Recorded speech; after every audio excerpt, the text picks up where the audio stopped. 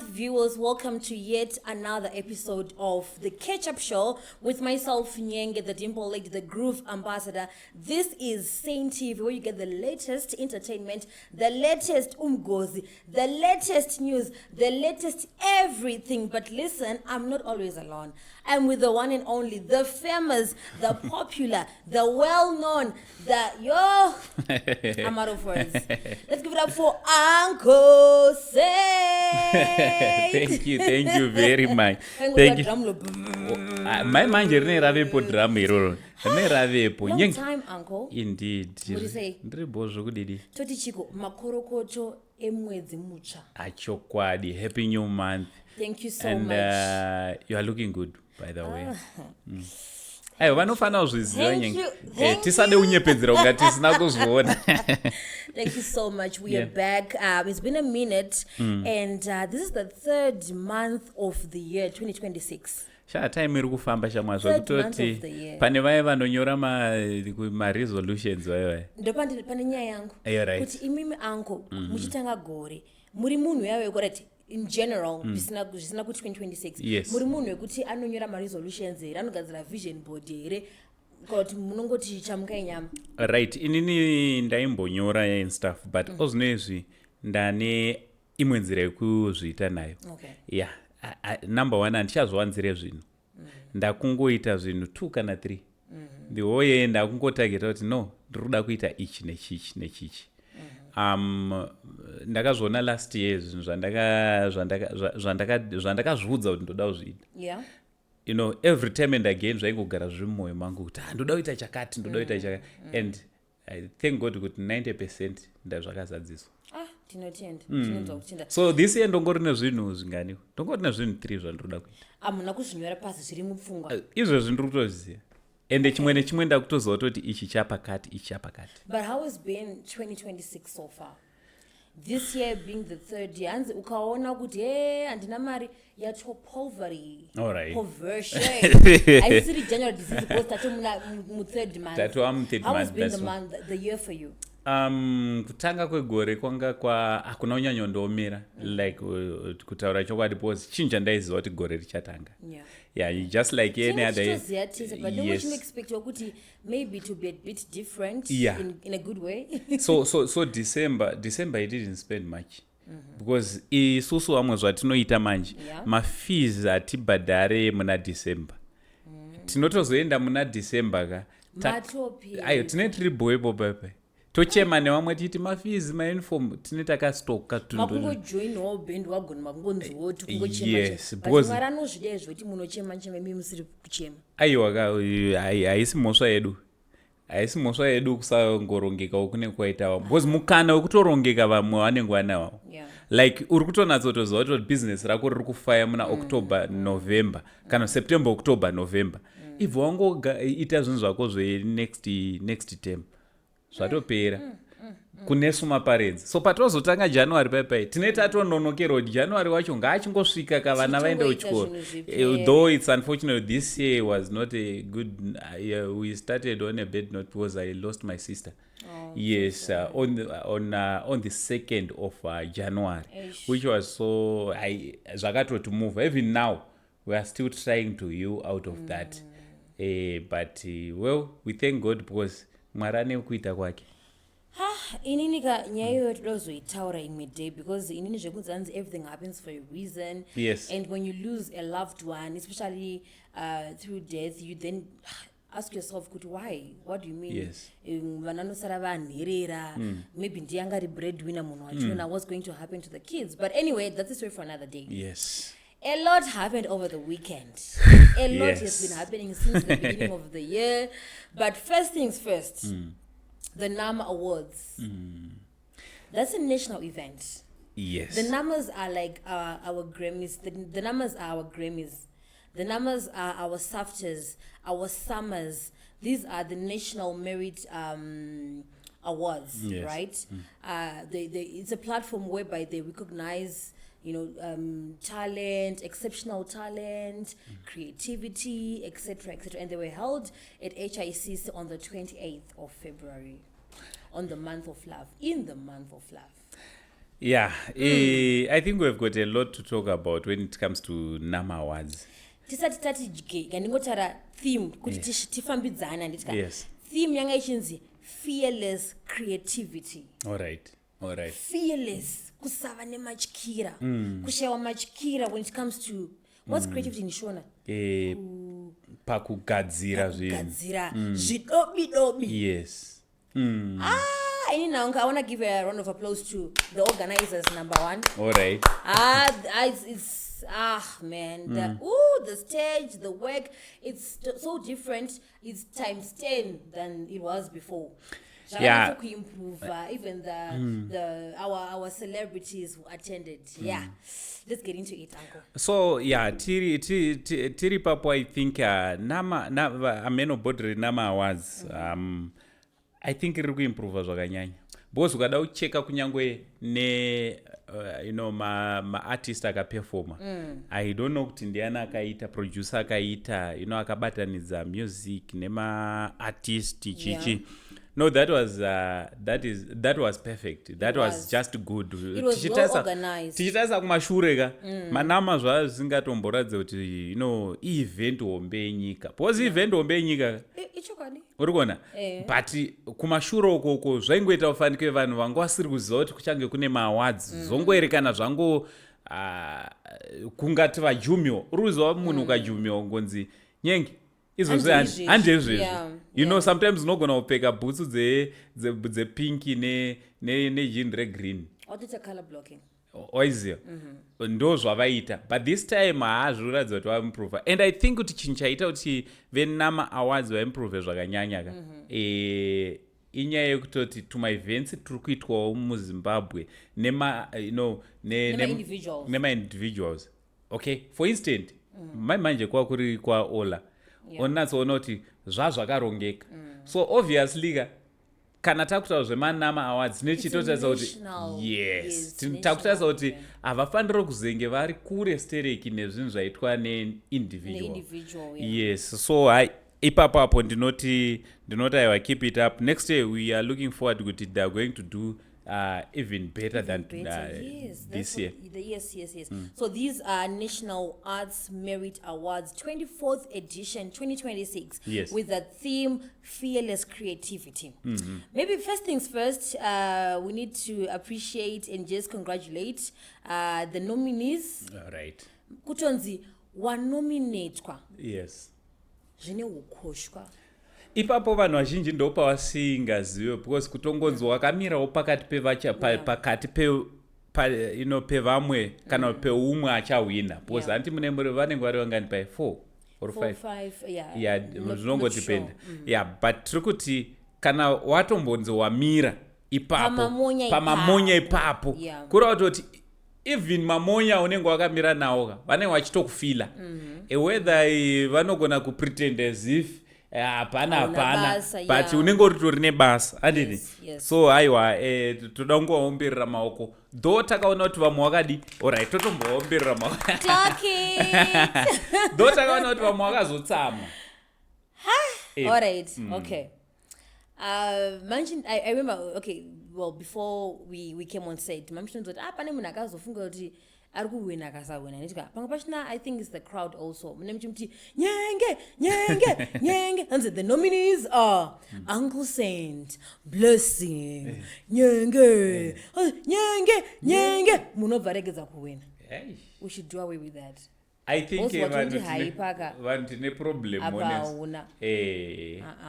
don't do that so muri kuona kuti alright ngatibve tapinda mune macategories vanhu vakawina tikada kuti tacheka iri kunyanyotaurwa nezvayo ndeye maskits anditi maskits pakazowinwa na Tokoloshi outstanding social media skits yes.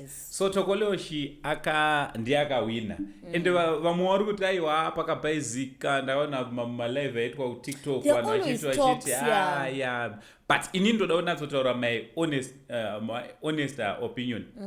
Comic yeudha ndewangu zvekudaro. Tokoloshi handisati ndatombosangana naye, ndongosangana naye mumastreets, but comic munhu kutoti obviously before ane raptor taitombofonderana tichitotexterana. Saka mungedza kuti kubvira pakaita raptor muchafonderana nekutexterana? Achadaire makosi. Handitotaura chokwadi. Kana mamessage achapinda. I think tongotedu ane pressure. Ndakatozvinzwisisa.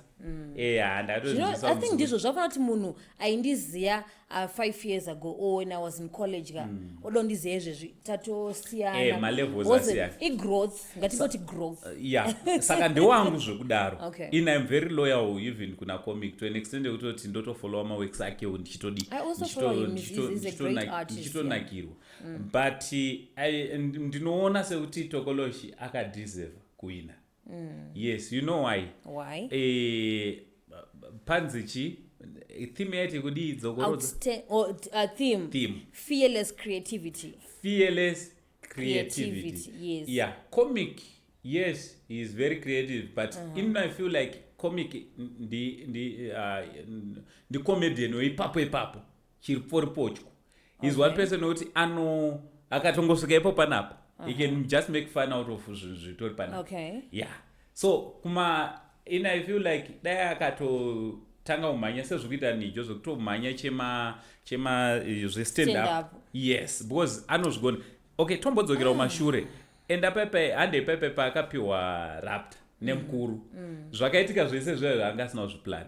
Nezvemashoko akazotaura nekunakidza. That's how creative he is. He's that creative. Zvekutodaro. But tichida kuzonocompare na Tokoloshi. Is outstanding. Why? Number one, uchanoona kuti Tokoloshi paanenge achiita he makes sure kuti pane ka lesson kanobuda paskit rake. Number two, usatambe work riripo pakuzvipenda. Pane basa kapepe kuzvipenda utaite black nenotoda. I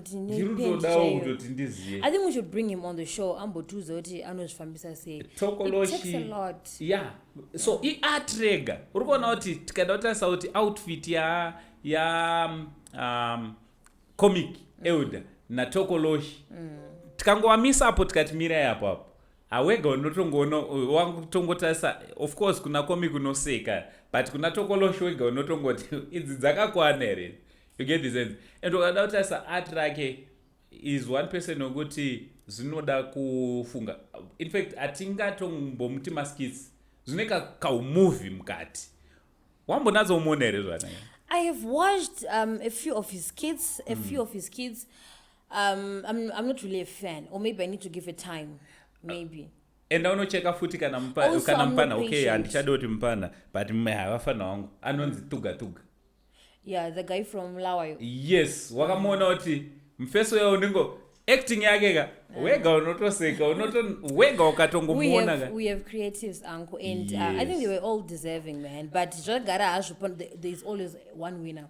Atinga wini tese. Saka aiwa vese vakawinawo, but tikungoti akaenda ake ne award aiwa.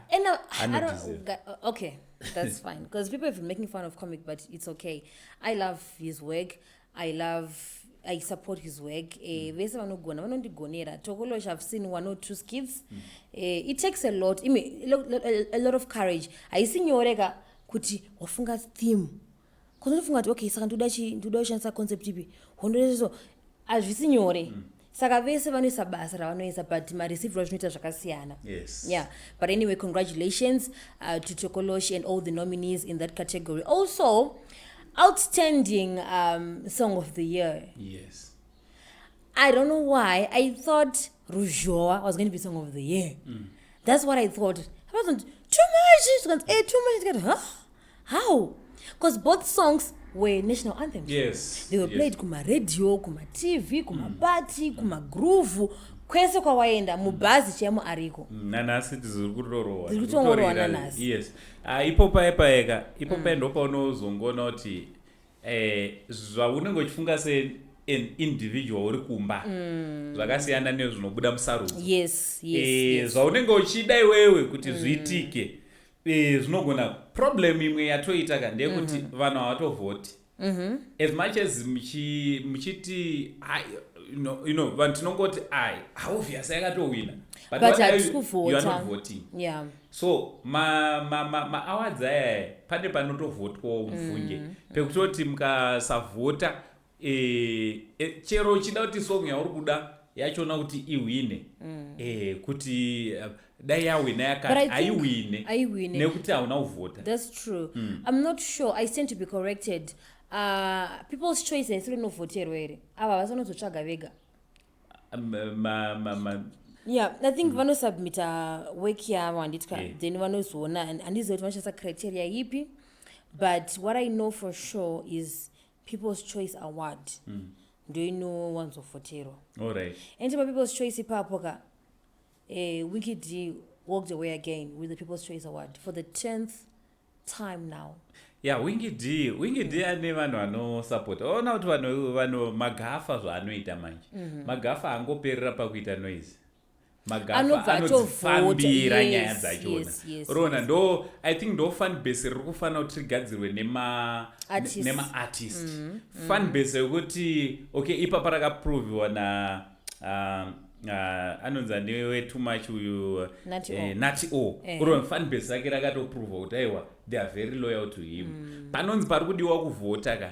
They vote. You understand? So guys ka iwo kana une munhu waunosapota waunonzwa kuti unoda kuti maworks ake ende kumberi zvaunofanira kuita iwewe chekawo kuti kana pane zviri kuitika zviri kudawo contribution yako iwewe sefan do something and kana kune vanhu vanoita something vanhu vekuwa Winky D vanhu vanosapota vanhu vanosapota Winky D they make sure kuti Winky D awina. They make sure kuti pari kudiwa support yababa kana mumastreets panonzi pada kurwiwa zvibaba I was actually attacked recently on Facebook. So I'm a big fan of Big Brother Mzansi. Big Brother Mzansi is a reality game show whereby their contestants vanopinda vari 23 22 depending negore racho nairoro they're up for 2 million rands. Yeah. Saka mukati mendonho nochita zvakasiyana saka Big Brother nitika in short it's biggie.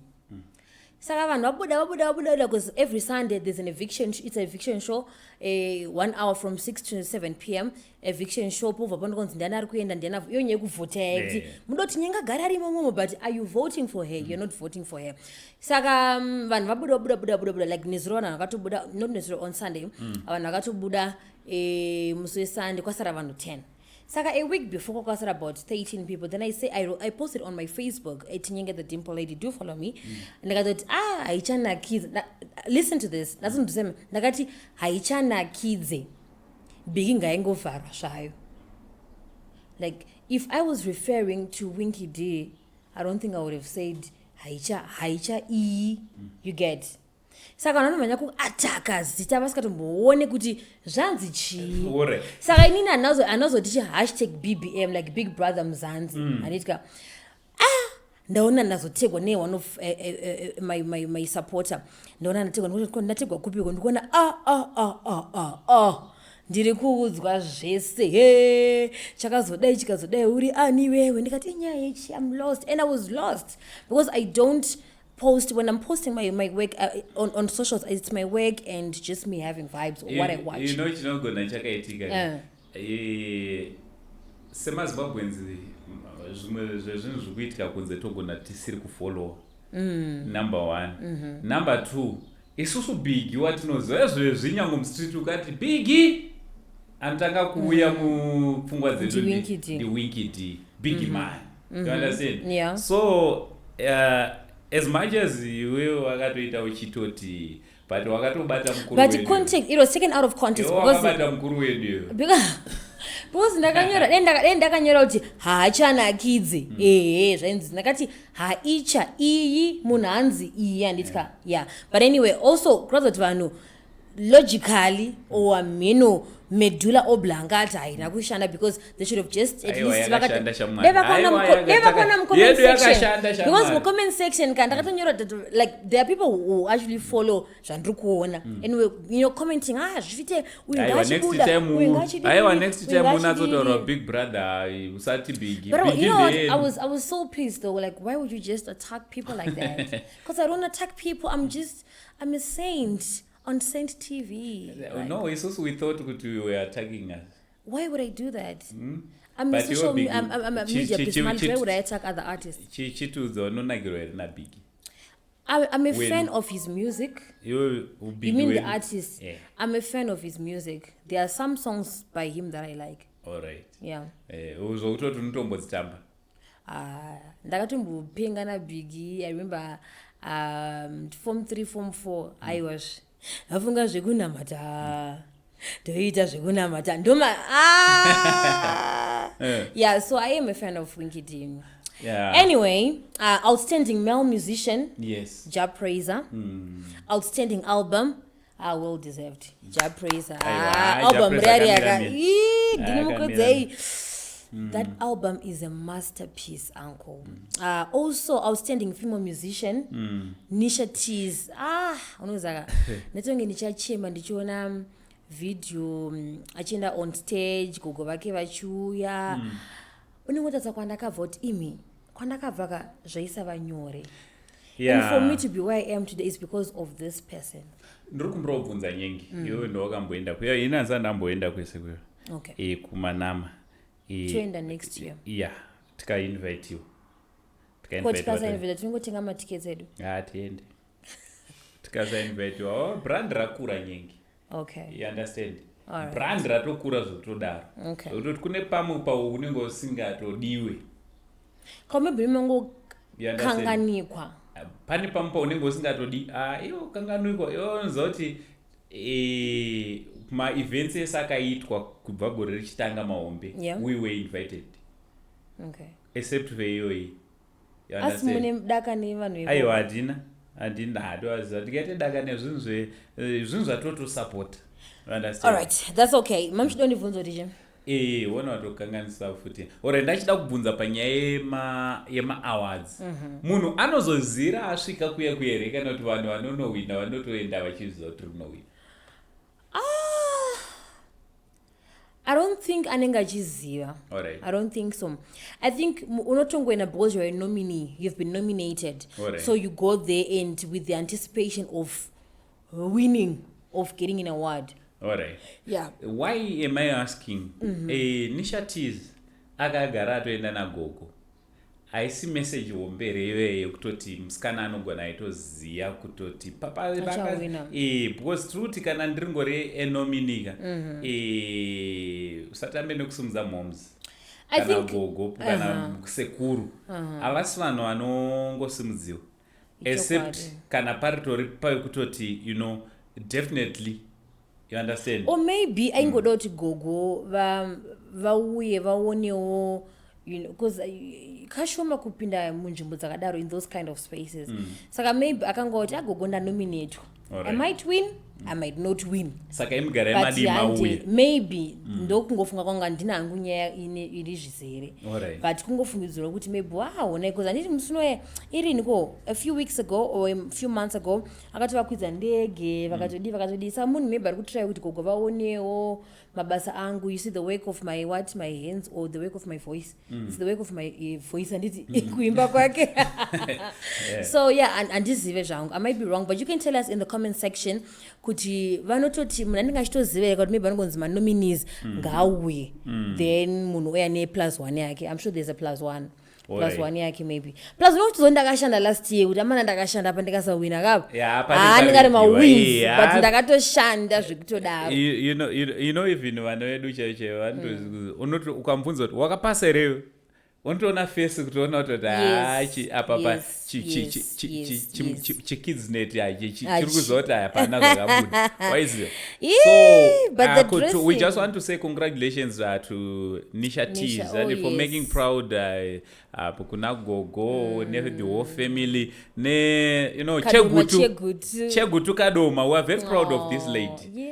And always around I think Atenda Kings is also from that side. Yes. So uruona kuti Chegutu Kadoma aiwa Chegutu Kadoma zvamai manje tukupisa because mungada ucheka kuti yes, the only Zimbabwean uncle corner to corner is also from Kadoma.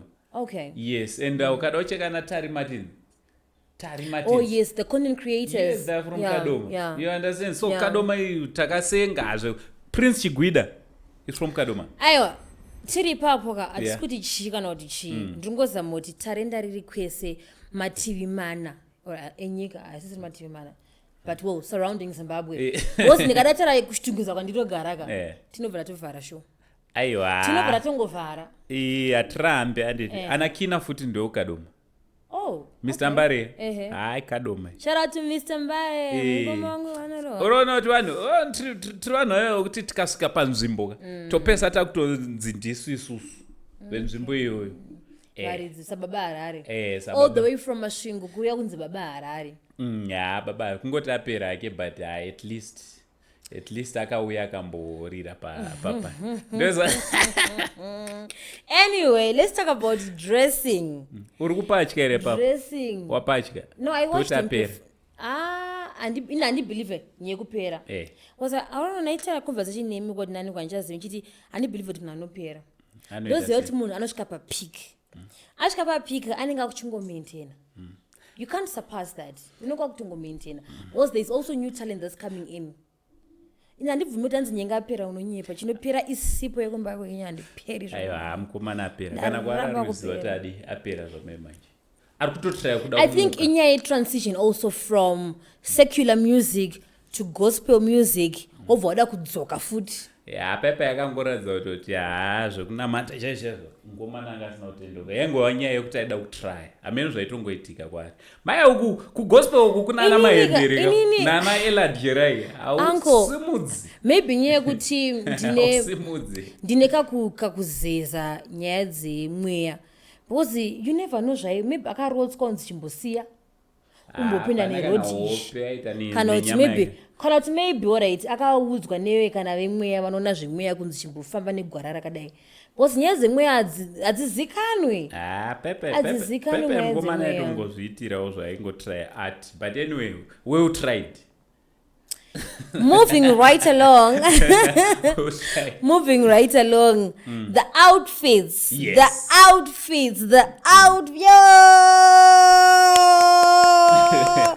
I'm so proud of Zimbabweans. I am super proud of you. Most of you, that is, vakaratidza kuti tiri kuma national awards. Yeah, people tried.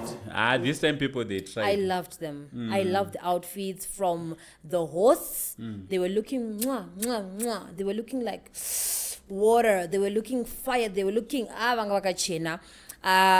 There's also debate though. There's debate yekunzi vakomana, they are coming out vachi hide nenyaya ye fashion, but they are playing for the other team. And I'm thinking inzwai angu fearless theme, fearless creativity, awuna machikira, you're going all out. And they were just proving to us kuti, you know what, we can dress like this. Because there's even in America, right? America kure Johnny chayo kana ma awards achunaka urotona komana, for example, we've got murder murume DJs nje antopfeka boots ineka heelso antumza andifika kana inonchiko, is it Katia or Qatar? No, Katia, men with this bracelet. I don't know nevakadzi, but men also put those on. Nyenge ngatidzoke kuZimbabwe ngatimire zvese zvekuAmerica and South Africa. Muno muZimbabwe pane imwe dressinga iringori unacceptable. Even if we try to say tiri kuita yandakaitera unacceptable. Izvo zvagara zviriko ndezvevana vasingateereri. Handiti ndezvo yawakaroya ndevana vasingateereri, but zvagara hazvona kuvanasikana, it's okay. but kuvatotozototi havateereri and tinavo vana vasingateereri. Umwe wacho ndinaye muno mustudio ndakatogara naye ndoita sei haateereri, but ndechidzimai haana kupfeka dressing yechirume ndomberere maoko. Haisi nyaya yekusateerera, inyaya yekuexpressa. It's expressing how yourself. Ukuzvi-expressa, that's how I want to express myself. But anyway, handepane nyaya dzedressing yekuma awards. Panyaya yedressing ndine vanhu 3 vavo kuboys vakandi. I hope you're not name dropping. No, handisi kutaura kumazita. Oh, thank you. Handisi kutaura mazita. Because ndizvekuzorwa mustreet. Nekuti ndinewe. Badaenda ndiri ndega ndavataura. Rimwe ramazuva ndichavataura ndiri 1. Apapa nekuti ndinewe. Mondiremekedzayo. Ndichakuremekedza. Chiro ndisingateereri. Wekutanga takazoti afamba kumberi takati mukoma wakachena. Tikacheuka tikati tioneuka kumashure kuti vakapfeka sei. Wanikwe kumashure kwese musana uri padza. Tikati who does that? You know, for varume kuti tinge tine It's fashion, uncle. We are moving with the times. Time yeiko. These are awards. You're supposed to dress extraordinary. No. Kwete kungopfeka zviri simple. And remember this one is also a fashion design or something. Uri kutoinfluenza vamwe vanhu kuti zviite ungati zviri normal. Hatidaro. Handiti semazimbabwe neanko. Handiti nini hanzvadzi yamai venyu. Ndiri kuti aiwa zvofanira kumigwa. Handiti chekutanga avhare kumashure. No, unoona kuti kataya kanga karowa kaika meno munokati kachi matems enyu kuchena ikoko kakakanaka zvingaiti zokuti chakatotipa kuti ticheuke tichida kuona kumashure kutoona kuti chinhu chakadi chakanaka ichi patinoona kuti kunokwesa hakuna no ndinoratidza backpack handi kune six pack kumashure ichi backpack kunaniko kumashure uku kune nini mananga ndokauda kuratidza handiti kubheke inzwaka sevasikana ndimi munogona inyu kudaro vasingateereri obvious tinavo vasingateereri munogona kudaro motiratidza edu kumashure ende esi tinototarisa handiti nekutiwo sevanhurume tinotida kuona ziso harina mugano. Yes, you understand? Kozotowa vamwe vanga vakapfeka zvichena handiti newivi ndakaona kuti inenge musoro unofunga kuti bvudzi rake riri ndianga nechakadai chakadai nebvudzi. But I liked that thing. I don't know what they call it, that item.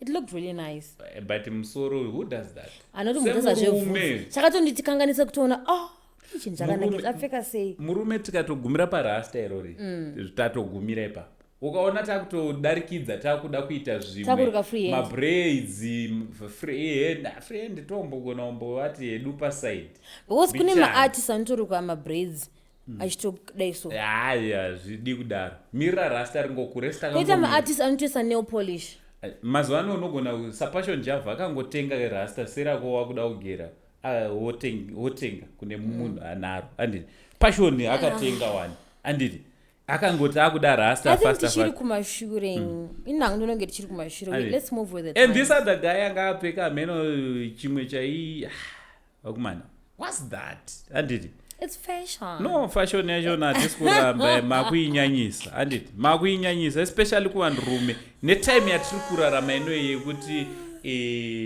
kunze kwashata makutowedzera kushatisa kunze so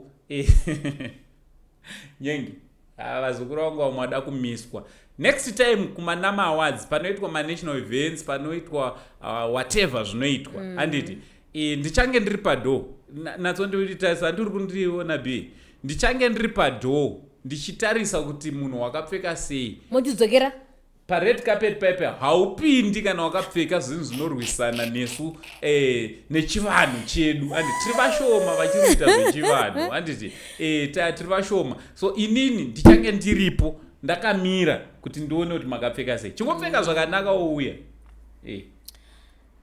vasikana chete ndovatongorega because havateereri takati vakoniwa haisi nyaya yekusateera it's a way of tiri panyaya dzevasikana there was this hip hop artist. I loved her dress. I loved the outfit. I don't know if I call it a dress or what. Anga akavhurika umumu. Netatu pana. I'm like, girl. You were art you. Young Gemini. I loved your outfit. Umwe vanhu vasingateereri. Aiwa. Ndo art dzatiri kutaura. Aiwa, who does that muZimbabwe? Why not? Kufamba iwo ungazvigonere. My essential parts akavharwa. Ndeapi? Iwaya. Aiwa. Front and behind. Pane pic riri kucirculate akamira namukoma Ola. Ari paside ka. Ari paside. Ola itoshamisika kuti. Tichajaira, but to me, if possible. But anyway, asane zvangu. Young Gemini, you were looking good. I loved your outfit. Ndaida kutopfeka. Munoziva the gods must be crazy. Yes, I can rock that. Yes, I can rock that. Nembe ka. Inenge yakuvhara up. Ne up. Shit. Yes. But ore pama outfits ipapo ndiri kumbura kamera yako igadzisa timbotata tombocheka iye nyenge zvaakapfeka nasi. Kudi. Ambo nazo simuka. Aiwa, nasandisimuke. Aiwa, nasandisimuka. Aiwa, ndingagere ndichisimuka every show, guys. Every show ere. Because this is just the beginning. Muchaneta. Aiwa, atikusimuka. Atichatosimuki. Tinotenda maitama. Kana boots yako chaiche. Thank you, uncle. Ndikumbirawo. Aiwa, atiskuita so. Aiwa nyenge. Aiwa, no, we are not doing that. Anyway, let's move on to something else. Nyenge denga upindewe. Denga Google. Captain Britain hanzi vakabirwa passport driver's license nebhuku remote wallet vakabirwa epiko, but munhu wacho akasiya phone. Maybe phone yange isiri pazvinhu izvozvo. Aiwa, kumukuseke. But who does that? Inzwaka nyenge. Who does that? Maybe. Mira ndiri kumbura kubvunza. Ndiani anofamba nelicense, nepassport, nebhuku remotikari, nechitupa. Zvavisiri mumba here zvinhu izvi? Zvayo handi mukabhegi. Aiwa, vanenge asichoka veve. Neuyu. Saka kuroti captain vanenge vachifamba, vanofamba bhuku remota. Vanogara nezvinhu, vanofamba nezvinhu zvavo. Nema-assets, nema-title deeds. Iwo inonatsoziva kuti right, wofamba nebhuku remota zvavafanira kufamba nema-title deeds. Zvinhu zvese hazvifambwe nazvo zviyazvo. Ende zvinhu zviyazvo hazvichengeterwe kungoti kana mumba kungonzi kungotsveta. Maybe vanenge vachityoti vakunogona kubrekerwa mumba mavo. Captain, alright, ada kuenda kupi nepassport? Ari kuendera unotenga flight ticket. These days hazvizikanwi, unogona kubudikira wakumozambique. No. Kana kuZambia, saka gara ini nditori neyangu Captain Britain. Iripi ndatofamba neyangu. Ndiri kuti hangusora. Wanzwa here, ndiri kuti hangusora ndini. But ndiani anofamba nepassport? Unochidoshandisa maybe panenge uchita zvekutimira mari usina ID. Aiva nayo ID. Aiva nelicense. Do you know kuti nzvimbo zhinji dzinoshandisa? Vanondistressa kepisha ini. Uri kuona kuti aiwa musastreseki. Ichidzidzo chaita zvinhu izvo zvinowanikwa zvazvo nasoro yake, but alicense unongoenda unobhadhara ndizoti imari yaunobhadhara paCV yayo wotokatirwa imwe wopiwa. Bhuku remotikari same applies. Unongodzokera futi unoti ndakarasa ndizoti imari. Zvinhu zvese izvo zvasvika $100. Ichidzidzo chitupa aisi $10 here. Handinatsoziya. Zvinhu zvese zvakabirwa akangotsvaga ka $200 anonorika. Mara iwanike zvekumhanya. Not all of us have the money. No. Kepisha ane followership. Yakambomutengera motikari iyoyo. Akangoaudza sezvo unofunga kuti aisati yabuda. Ungaramba uchideta munhu anorarama nemahandouts. Mahandouts here ari kushanda. Peji rorwadza kushanda. Peji rorwadza pabasa. Peji rorwadza kushanda zvoti baba vanenge vari pabasa. Alright, auzere kuti kune vanhu vanorarama nemapeji chete. Ndakazvinzwa ndikatoti kune vamwe vari kuti vaitoti tabigwa mari yepeji saka titioneiwo. Kune vanhu vanoda kurarama, alright, vanorarama nemapeji chete. Zvokuti peji rikanzi ratohekewa neYouTube and stuff. motonzwa utoti kutozomutsvaga kutozonzwa utoti musikana akaenda kumusha musikuzviziva so kepisha zviri pachena kuti chiri kumubatsira nekumuraramisa ipeji saka unongodzokera kusource of income yako obva wanotsanangura nyaya yako zvakanaka. Zimbabwe chandoidira ine vanhu vane love. Source of income Facebook. Nanonogo processor. Sorry, nanonogo processor. Unodzokera kukampani unoti hama dzangu ndanyura mari ndakabirwa. Anyway, sorry, but ndo zvinoitika. Ini ndakatombozvitraya ndichatanga kuda kumbotesta kuti hama dzangu unonatsogara wakamusheka hama dzangu zvinhu zvaoma ndiri kumbura kumbondibatsira haashaisi tine munyama. Hapana chakaitika. Maizama zvanga zvaomonga kuti maizviitisa. Zvanga zvatombomuka ndamborwara nyenge. Ndatomborwara zvekutoti unosvika pakupera mari. Uchienda kuvhiri kuna chiremba. Ndo andazouya ndikati hama dzangu ndakubara ndioneyo zvikanzi tiri kutumira munamato. Vanhu vanonamata kapa comment section. Asi vakatonamata kamukapura ndinasi muri panapa. Mukutoluka luka. Ipeji here? Peji riri kutiitirawo zviri nani. Haiwa ndoda kungotenda ndini. Rega ndingotenda. Hama dzangu, thank you so much nekuda kwezvamuri kuita. Usachirega kudaro kawo. Seka varungu vakatsamwa. Varungu vanotsamwa. Vanotsamwa nyenge. B uri kuona nyenge zvaruida. Saka vanoita zvavanoda. Muita zvoda varungu. Ina handidi kupesana nevanhu. Kuti ndopesa. Ndofane zharaka. Ndofane nzara. Alright, fine. Alright, ona nyenge. Okay, fine. Ndogona hangu ndisingawani because page redu arisimonetize. Platforms edu arisimonetize. Of recent YouTube yedu yakarohwa nemastrikes. Toti dai takarohwa one day yakavharwa. Saka koinda chinoitika panyaya dzemastrikes. Pane zvinhu zvakawanda zvinogona kukonzeresa kuti kurohwe nestrike. Chikuru ukashandisa content revamwe musina kubvumirana. Zvambo. Vanga mashandisa content yanu. Hatishatawo redu nekuti vakati wisisa vechi3 yacho havana kudi kuzotirova. But anyway, zvinhu zvinodi. So saka pana chiri kudi so far papage pana chiri kubuda maplatforms edu ese haasi kubuda but toda kutenda because ndo akatilingisa nemamwe zvimadhiri zvatiri kuita. You understand? Zvimadhiri zvatiri kuita zvimadhiri zviri legal. Disclaimer zviri legal. Word deal is just a deal. But isusu mai tinozorifonyora. Madeals atiri kuitawo akanaka. Takamaonawo through vanhu vakatifarira papage vakati ngosendiwe ndiri kuona songe munhu anoshandika naye. Tinoitawo zvakati I think unokwanisa kukwana apa. Totopinda mabasa pa. Which is okay. Eventually someone will notice you over to batsira. But overall the numbers, I loved them. I enjoyed them. They were amazing. They were great. Shout out to all the organizers, the nominees, the artists, the attendees. You looked amazing. In future, when I can appear invite and it please dress accordingly. Dress according to the occasion. Usaenda kafika baby shower. Kaenda kafika hembe kwenda ku bridal shower. These are awards. Maybe also twaenda just go pa Google.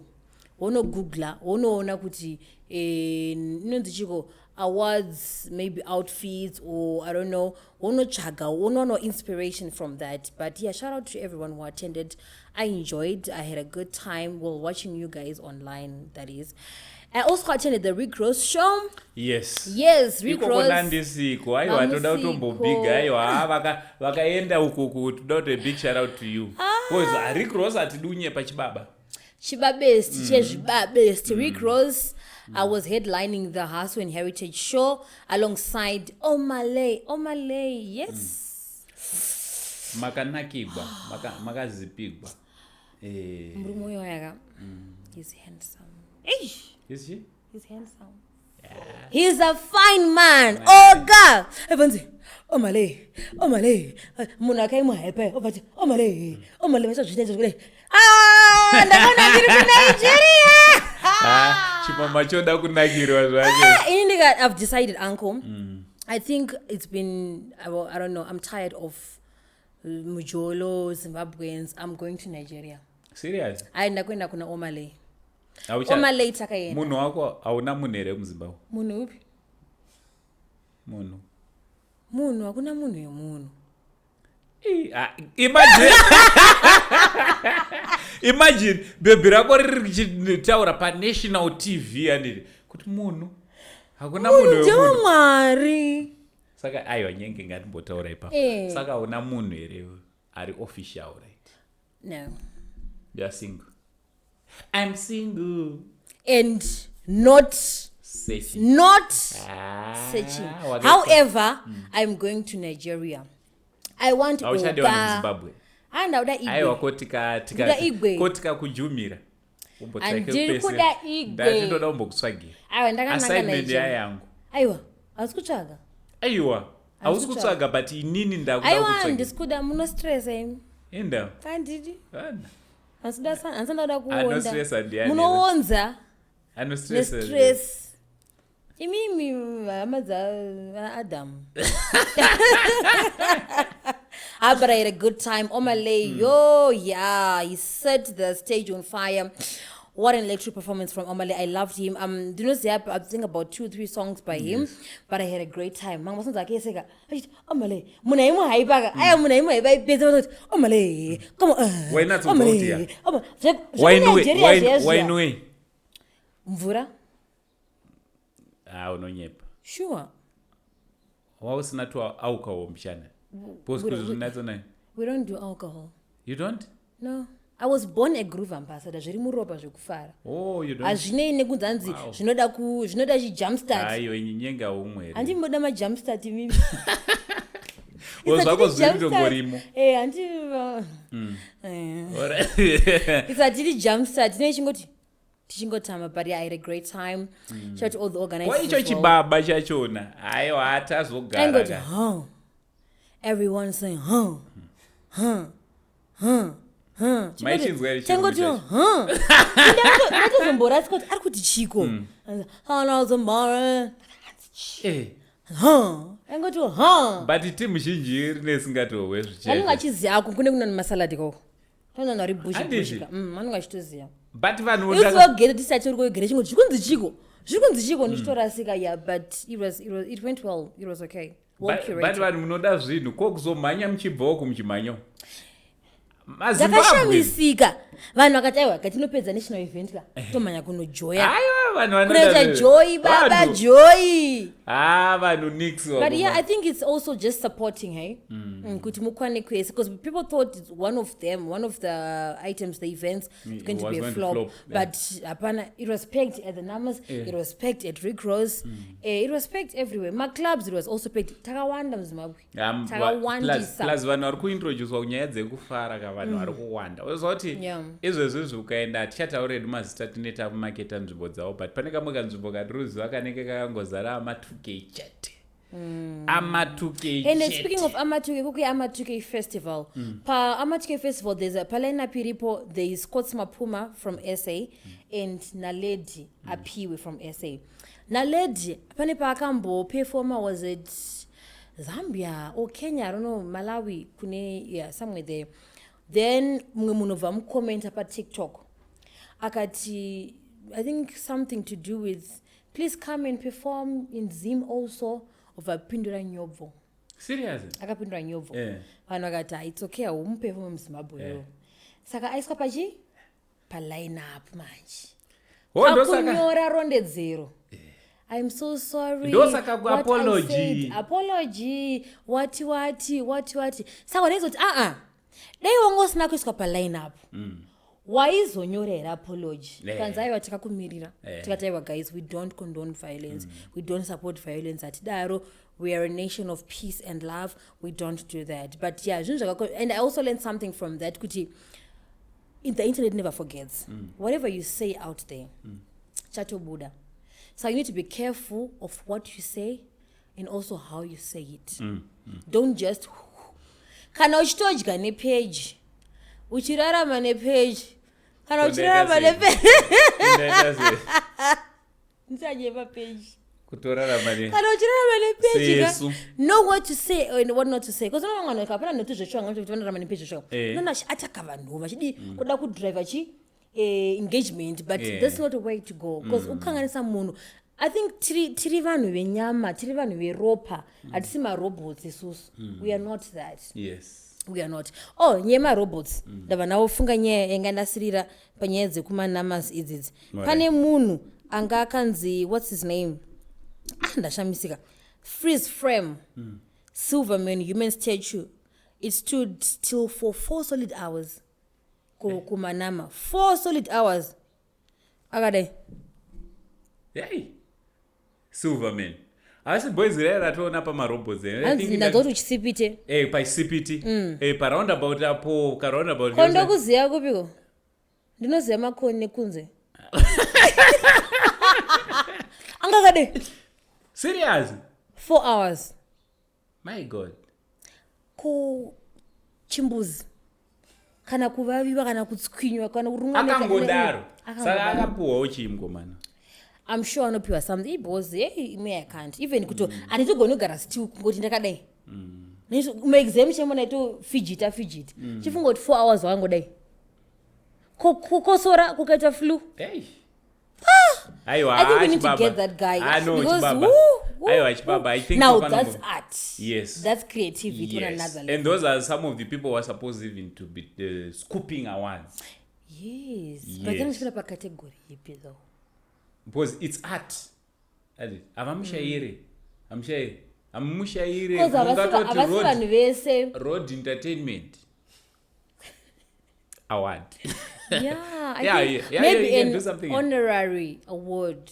Raki ega risine uyu because vanga ndanosvita zvezvo vashoma but you know maroads mune boys dziri kuita art rakasiyana siyana maroads mune vakomana vari kuita zvinhu zvakadii anyway I think that's it. Do you have anything that you want us to talk about, that you want us to add?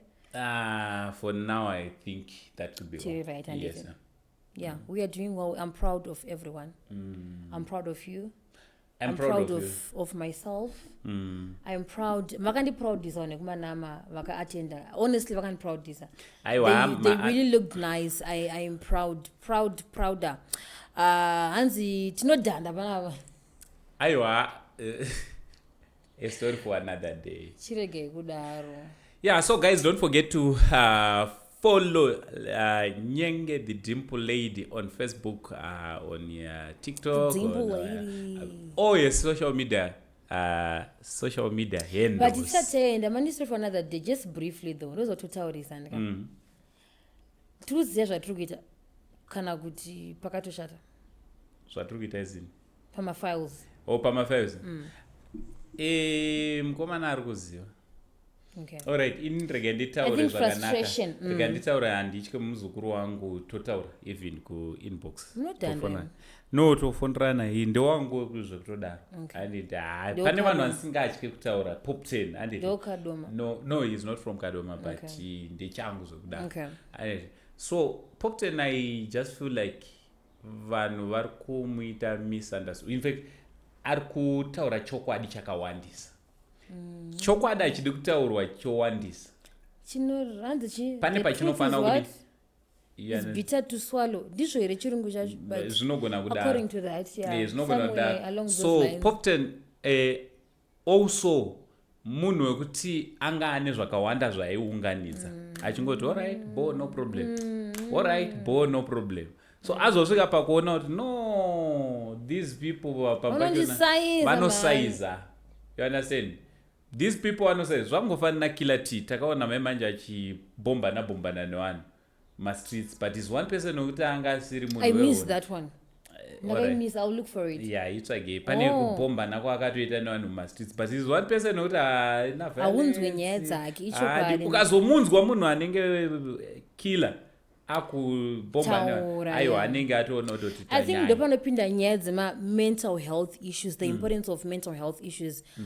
We need to continue tichiita awareness mental health because hey murume wafanira kuchema hey murume wafanira kuita speak out excuse me hey murume chakazoti wona izvezvo mvemvuro dzata speak out it's okay uncle kuti mucheme musahla ndotokudzai musatya munhu buritsa zvese because paunenge uchiita bottling in paunozongonzi boom baba murume haufanira kuzochema chinoputika zvemashwashwa so please tiri panyaya mental health ipapapa awareness gents it is okay to cry just because you are shedding a tear it doesn't make you less of a man or a weaker man. No, you are doing so well and it actually makes you stronger because wakagwinya